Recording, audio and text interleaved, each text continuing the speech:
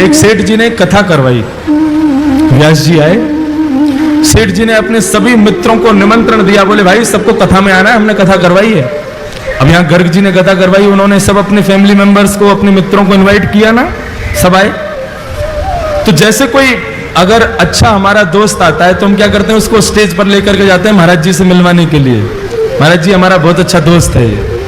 ऐसे ही वो सेठ जी ने कथा करवाई तो उनका एक दोस्त आया, अपने दोस्त को लेकर के ऊपर मंच पर गए और मंच पर जाकर के महाराज जी से मिलवाया। वो दोस्त जो था वो कभी भजन वजन नहीं करता था, लेकिन अपने दोस्त के कहने पर वो आ गया था कथा में। आज जैसे ही मंच पर आया, ध्यान से सुनना सभी लोग, संत जो थे वो चेहरा देख करके ही समझ जाते थे कि आदमी भजन करता है कि नहीं करता। जैसे ही वो उनके पास आया तो जो वक्ता कथा कर रहे थे उन्होंने उससे कहा, वो सब तो ठीक है महाराज, आप थोड़ा भजन किया करो, आप भजन नहीं करते हो। वो आदमी कह रहे, अरे महाराज जहर खाने का समय नहीं है, आप कह रहे हो भजन किया करो।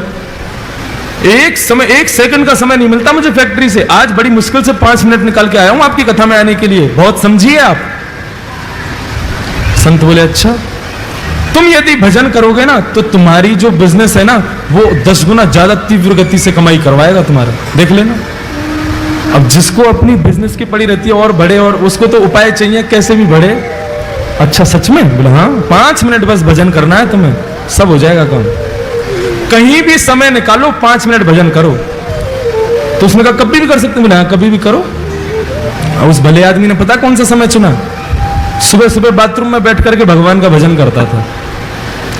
बाथरूम में बैठे बैठे सीताराम सीताराम सीताराम कहिए, चाहे विधि राखे राम ताहि विधि रहिए। सीताराम सीताराम सीताराम कहिए, चाहे विधि राखे राम ताहि विधि रहिए। ओ सीताराम सीताराम सीताराम कहिए, चाहे विधि राखे राम ताहि विधि रहिए। सीताराम सीताराम सीताराम कहिए, चाहे विधि राखे राम ताहि विधि रहिए। सीताराम सीताराम सीताराम कहिए।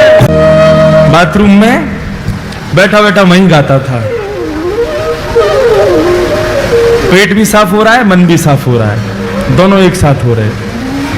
हनुमान जी का एक नियम है, जहां कहीं भी भगवान के भजन कीर्तन चलते हैं, हनुमान जी प्रभु के चरित्र को सुनने के लिए बहाने ढूंढते रहते हैं। अरे कहीं कोई कीर्तन कर रहा हो, कहीं कोई कथा कर रहा हो, मुझे वहां भेज दो, मैं वहीं रहूंगा।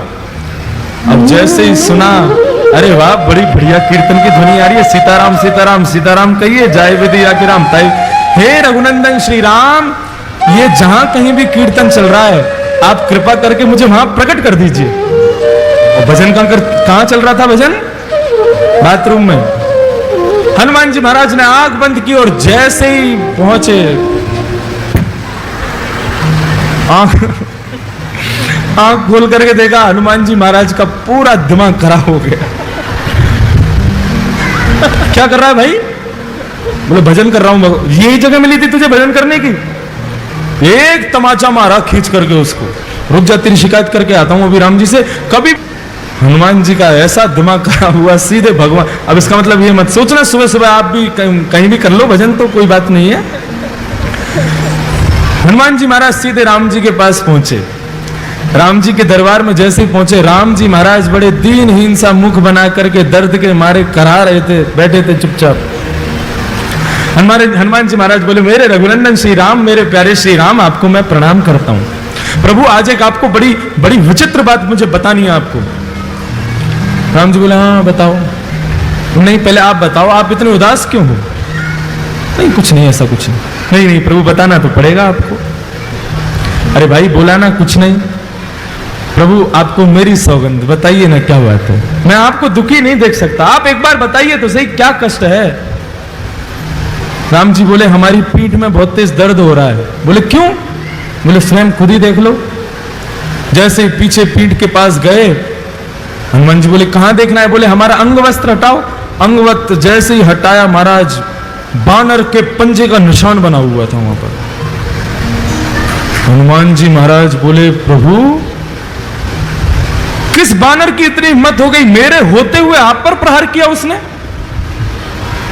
राम जी बोले बस ऐसे ही है, कुछ लोगों को ज्यादा ही छूट मिल गई है। नहीं नहीं प्रभु आपको बताना तो पड़ेगा, ये लगी कैसे आपको? राम जी बोले हम नहीं बोलेंगे। नहीं नहीं प्रभु बताना पड़ेगा। बोले हम नहीं बताएंगे। बोले आप मत बताओ, मैं एक अभी फिंगरप्रिंट चेक करवाता हूं ना। किसके फिंगरप्रिंट्स हैं इस पर? सारे बानरों को बुला लिया विश्व भर के और कहा किसकी हिम्मत हुई मेरे राम जी को हाथ लगाने की? बानर सब कांपने लगे, बोले महाराज हमारी हिम्मत नहीं है, हम तो राम जी को दूर से देख के भाग जाते हैं, आप जो उनके पास रहते हो हम मारने की सोच भी नहीं सकते। बोले ऐसे नहीं बताओगे, एक एक करके आओ और अपना हाथ रखो, जिसका हाथ यहां पर सटीक बैठ गया उसी ने मारा है। और एक एक करके सारे बानर जा रहे हैं, राम जी के उस पंजे पर हाथ लगा रहे हैं। राम जी मन ही मन प्रसन्न हो रहे हैं, कर लो सब कुछ कर लो, जो करना है कर लो। एक एक करके सारे बानर चले गए महाराज, एक का भी हाथ नहीं बैठा। हनुमान जी चरण पकड़ के बैठ गए, प्रभु बताइए ना किसने मारा? इनमें से तो कोई भी नहीं था। अच्छा बता दूं? बोले हाँ बताओ। तुमने अपना हाथ लगा के देखा क्या? हनुमान, अच्छा मैं आपको लगता है मैं मारूंगा? नहीं मैं मार तो नहीं सकते, पूछ रहा हूं तुमने लगा के देखा? बोले नहीं, एक बार देख के आओ। हनुमान जी महाराज पीछे गए, घबराने लगे, कांपने लगे, बोले मैं हाथ कैसे लगाऊं? और जैसे जैसे हाथ पास आता जावे वो वैसे वैसे मैच होता जावे, और जैसे ही रखा बिल्कुल उसी शेप का था जिस शेप का हनुमान जी कहा। हनुमान जी रोने लगे, प्रभु मुझसे ये अपराध कैसे हो गया? तब राम जी कह रहे हैं कि भक्त भक्ति भगवंत गुरु चतुर नाम वपुए, तिनके पग वंदन किए नाशहि विघ्न अनेक। हनुमान, भक्ति भक्त भगवान और गुरु, जब मनुष्य मेरा भक्त बन जाता है ना तो वो मेरा ही स्वरूप हो जाता है। उस पर आया कष्ट वो मुझे भी लगता है। तुमने मेरे एक भक्त को मारा, वो पीड़ा मेरे भक्त को कम हुई, मुझे ज्यादा हुई है, इसलिए मेरी कमर में लगा है।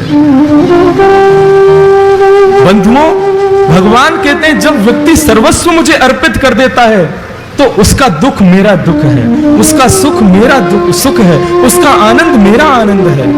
और वही भक्ति पथ का पहला स्वरूप है। हम जो कुछ भी करते हैं सब कुछ भगवान को अर्पित करना है।